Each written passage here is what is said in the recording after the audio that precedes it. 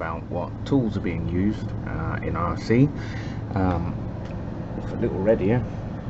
This is perfect. I've been using one of these for a while. Wowstick Precision Electronic Screwdriver. Quite literally, lithium-ion battery, rechargeable. Comes with 2 of these tubes bits. I don't have the other tube with me, but more than enough, and actually quite a lot of torque. I use this a lot for beading 2.2s, 1.9s, which I don't use so much, wheels, and it's been amazing for this fella here. I mean, you know, beads, everybody gets fed up with bead locking. As you can see, more than enough torque. Every single bolt on this puppy is the same size.